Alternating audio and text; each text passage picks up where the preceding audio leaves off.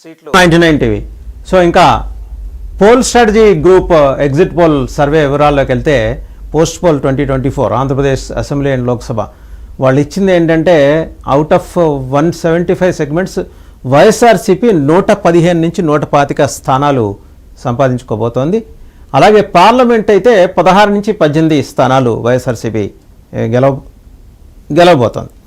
ఇక కూటమి బీజేపీ జనసేన తెలుగుదేశం కూటమి 50 నుంచి 60 స్థానాలు సంపాదించబోతోంది. 7 నుంచి 9 స్థానాలు పార్లమెంట్ స్థానాలు గెలుచుకోబోతోంది.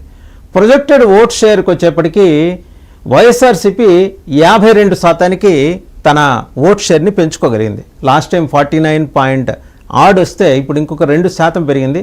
అలాగే టీడీపీ కూటమంతా కలిసి 45%, ఇతరులేమో 3% ఓట్లు సంపాదించారు. ఇతరుల్లో షర్మిల ఉండొచ్చు, లేకపోతే ఈ కమ్యూనిస్టులు ఉండొచ్చు, ఇంకా ఇతరత్ర చిన్నా చితక ఇండిపెండెంట్లు అందరూ కూడా ఇండియన్ యూనియన్ ముస్లింతో సహా వాళ్ళందరూ కూడా ఉండొచ్చని మనం భావించవచ్చు. సో ఓవరాల్గా పోల్ స్ట్రాటజీ గ్రూప్ ఇచ్చిన దాని ప్రకారం స్థిమితంగానే ఉంది వైసీపీ పొజిషన్. 115 నుంచి 125. తిరిగి ముఖ్యమంత్రి లండన్ ప్రయాణం అయ్యే ముందు చాలా బలంగా చెప్పిళ్ళారు కదా, అధికారులకు మేము వస్తున్నాం నిబ్బరంగా ఉండండి చెప్పిళ్ళారు కదా. అది అంటే ఆయన చెప్పినట్టు అది 155 కాకపోవచ్చు కానీ 115 నుంచి 125 స్థానాలు గెలుచుకోబోతున్నారు. 16 నుంచి 18 స్థానాలు. మరి కూటమి చాలా ఎఫర్ట్ పెట్టింది, ఏమాత్రం కూటమిని తక్కువ అంచనా వేయడానికి వీల్లేదు. సర్వశక్తులు ఒడ్డి పోరాడారు అందరూ కలిసి. ప్రధానమంత్రి వచ్చారు, హోంమంత్రి వచ్చారు, ఇంకా బీజేపీ అగ్రనేతలు అందరూ వచ్చారు.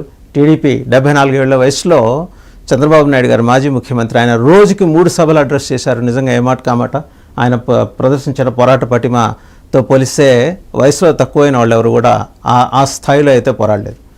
ఈవెన్ పవన్ కళ్యాణ్ కూడా ఆ స్థాయిలో ఆయన అడ్రస్ చేయలేకపోయారు. బట్ వేరాస్ చంద్రబాబు ఆయన చాలా బలంగా పనిచేశారు ఈ ఎన్నికల్లో. సో అయినప్పటికీ 50 నుంచి 60 ఇదేమీ తక్కువ నెంబర్ కాదు. ఒక బలమైన ప్రతిపక్షంగా కూటమి ఆంధ్రప్రదేశ్లో ఆవిర్భవించబోతోందనేది మనకి pole strategy group exit poll survey ద్వారా మనకి అర్థమవుతున్న విషయం.